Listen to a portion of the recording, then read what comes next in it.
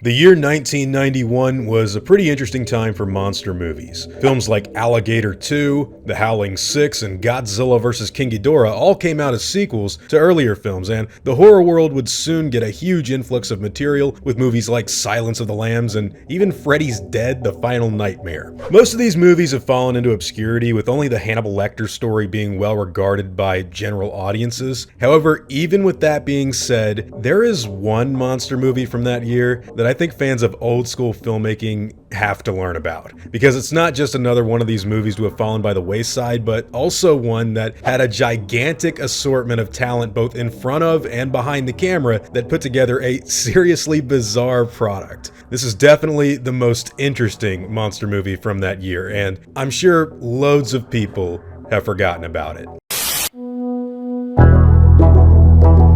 So this is a movie that I found out about randomly while trying to find some cool practical effects work done by Stan Winston and other legends of the genre. It's a film that goes over the tale of human beings that have been radically mutated into various different bizarre creatures. An evil corporation is conducting experiments on people and looking for something that's been stolen from them in the very first scene. This device is an alien weapon used to combat the monsters, who, by the way, all possess unique fighting and strength capabilities that basically boils down to legit martial arts battles. The movie I'm talking about is called The Guyver, and it's apparently based on a popular Japanese series of the same name. The film stars people like David Gale from Reanimator, Michael Berryman from The Hills Have Eyes, Jimmy Walker from Good Times portrays a monster that looks like a mix between a gremlin and Jar Jar Binks. Oh, and by the way, even Mark Hamill, Luke Skywalker himself, is in there in a big role. It's directed by special effects legend Steve Wang and some guy named Screaming Mad George. Dudes, we're in B-movie heaven.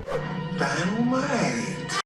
The main character, Sean, eventually finds that alien weapon I mentioned earlier and becomes something called the Guyver, a warrior forced to combat and kill the evil monsters from the corporation who are known as zoanoids. Now look, if you've never seen this movie before, it's basically a PG-13 version of Mighty Morphin Power Rangers mixed together with the live-action Ninja Turtles movie. In fact, this movie was directly looked at as some sort of weird competition for the second film in that series, Secret of the Ooze. I don't know what the hell they were thinking, but the movie has a ton of practical effects suits and insanely wild martial arts battles that basically take over from where the story gets neglected, because the Guyver's story is all but non-existent and second nature to the real thing people came to see this movie for, which is the crazy monsters and wild battle sequences. Now honestly, I'm not gonna lie, if you guys think that sounds like a bad movie, well then you're 100% right. However, it is one of the most wildly weird special effects driven monster movies I have ever seen, and how can you not watch something so insane to have this lineup of people in front of the camera doing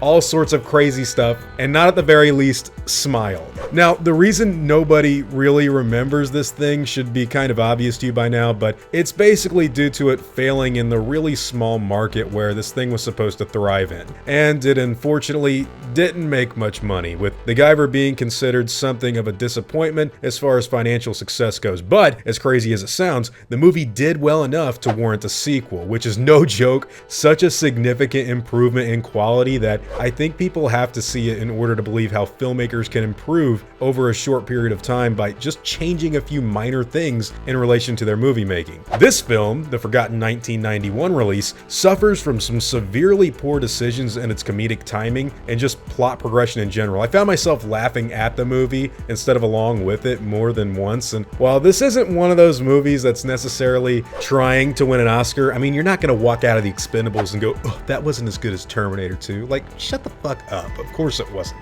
But, you know, with all that being said, there's always a part of me that wants it to at the very least be competent in regards to, you know, actually being a movie. The overly goofy humor combined with the really disjointed and nonsensical story kind of make for a really absurd project here that just screams insane from beginning to end. I intend to stop your insane experiments on innocent people. Well then, do it!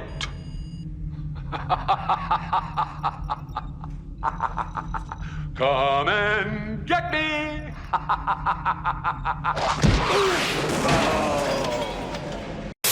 Mark Hamill, by the way, is a godsend in this thing, because just the fact that Luke Skywalker himself is in it, long after any recent Star Wars movie, is pretty fun on a science fiction fan level. He plays a no-nonsense detective snooping around the zoanoids' property and is desperately hurt by what the evils of greedy corporations can do to those around him. They even captured the moment where he got news of how they were going to destroy his character in the future. My God.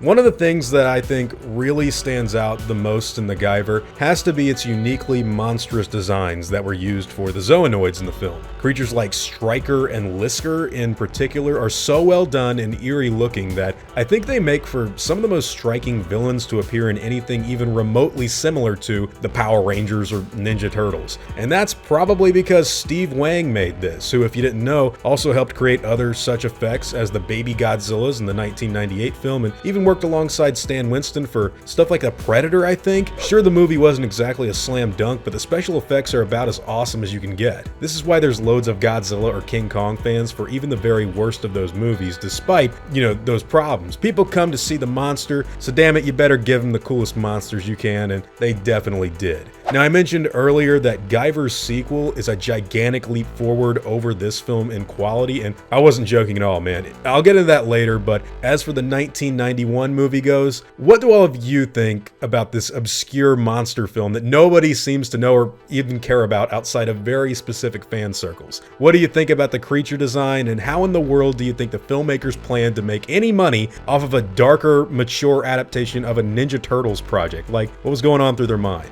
With that being said, whatever your own thoughts and opinions on those questions happen to be, I'd love to hear them in the comments down below.